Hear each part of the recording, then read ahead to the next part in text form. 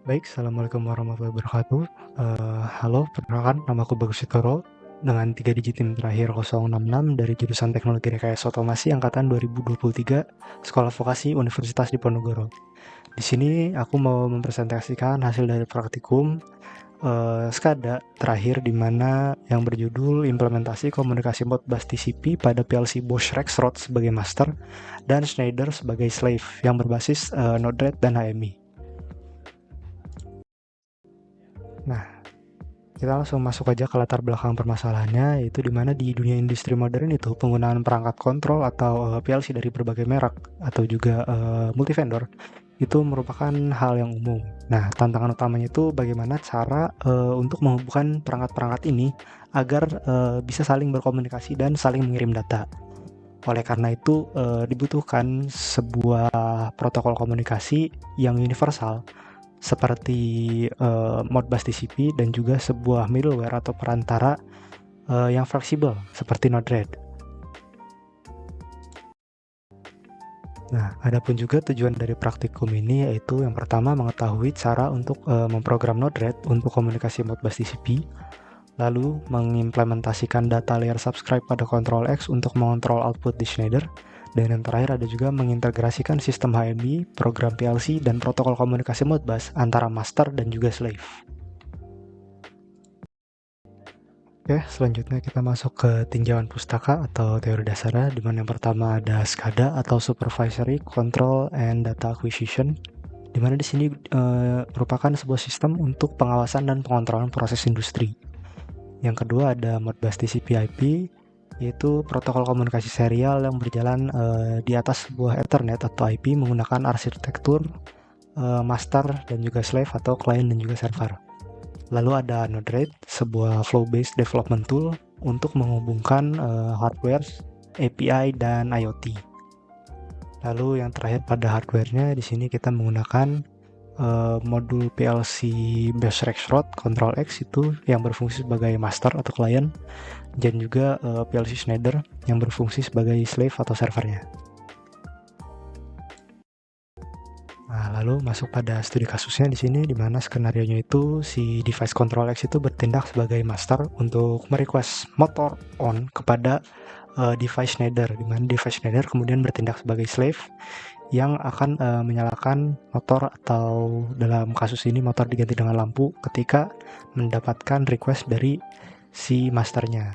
Alurnya itu dimulai dari input HMI di WebIQ, lalu masuk ke Node-RED di Control X, setelah itu dikirim via Modbus TCP untuk mengaktifkan lampu output di Schneider-nya. Nah, lalu kita masuk ke topologi dan juga konfigurasi dari IP address hardware-nya. Di sini sudah seperti yang sudah saya jelaskan tadi, di mana yang pertama-tama kita merequest melalui HMI atau di WebIQ-nya, lalu dikirimkan kepada PLC Bosch Rexroth sebagai masternya. Setelah itu melalui Modbus TCP request dikirim ke PLC Schneider yang merupakan sebuah slave. Setelah itu PLC Schneider ini mengirimkan output kepada lampu atau motor pada kasus kita menggunakan lampu.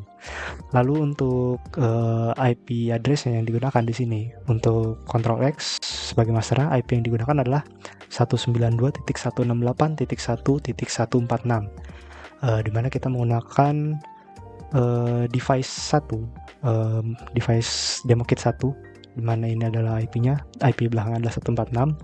Lalu untuk PLC Schneider-nya yang sebagai slave, IP-nya adalah 192.168.1.50 dengan subnet 255.255.255.0. Nah, untuk Node-RED-nya itu terinstall di dalam lingkungan Control X-nya, di mana kita dapat mengakses melalui webnya setelah kita login atau terkonek dengan si Control X-nya. Nah, lalu kita lanjut ke implementasi setting Node-RED-nya, di mana langkah-langkahnya yang pertama yaitu kita perlu mengakses Node-RED via IP Control X-nya, di mana setelah itu kita akan menginstal palet Node-RED contrib Modbus. Di sini setelah itu kita menggunakan node data layer subscribe untuk berlangganan pada berlangganan data dari Control X, di mana path-nya ada dapat dilihat nanti di gambar selanjutnya. Lalu untuk langkah yang terakhir itu kita tambahkan node Modbus write untuk mengirimkan perintah ke slave-nya. Nah, fungsi si berlangganan ini itu untuk gimana ya? Nodenya ini tuh untuk berlangganan untuk membaca perubahan data dari variabel yang ada di internal PLC Control X-nya. Nah, selanjutnya ada konfigurasi dari Modbus write-nya. Di mana dari not subscribe tadi kita hubungkan ke Modbus write yang konfigurasinya adalah di servernya itu, kita lihat saja langsung pada gambar selanjutnya di sini. Nah, di sini dapat dilihat di gambar bahwa si Modbus yang ini write from control X PLC to Modbus device di sini.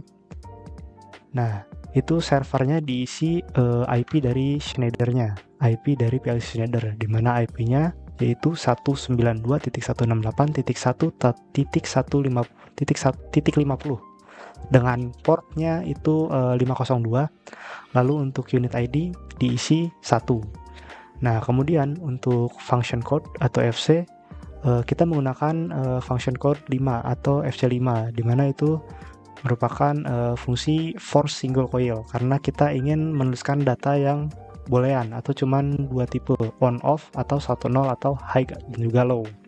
Nah, lalu untuk addressnya diisi 10 sesuai dengan alamat memory output di Schneider-nya.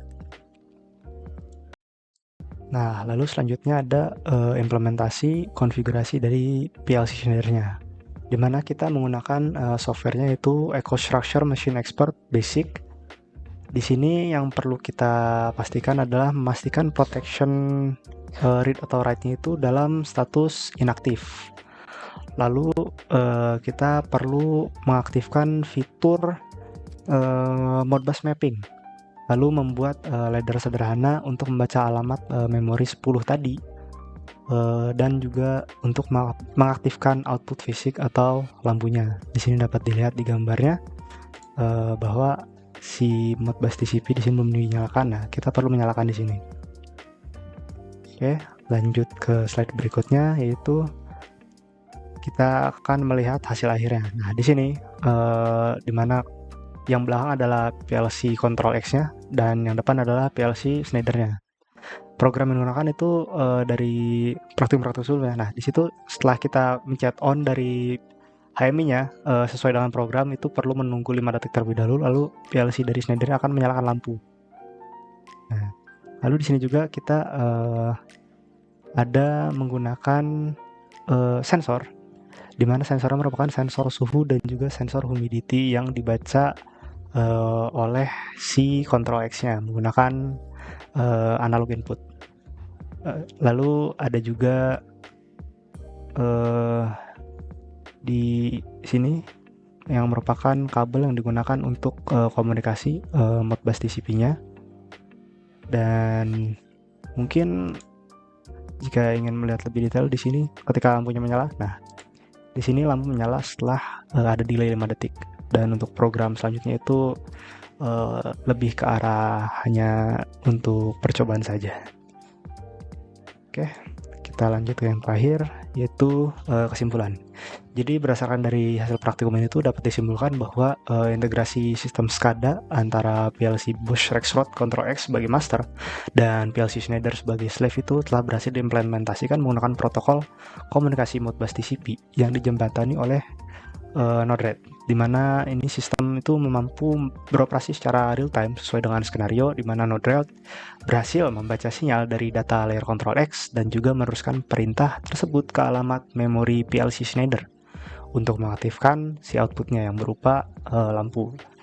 Jadi ini tuh membuktikan bahwa penggunaan Node-RED sebagai middleware itu sangat efektif dalam mengatasi tantangan interkonektivitas antara perangkat yang berbeda vendor di dalam lingkungan industri.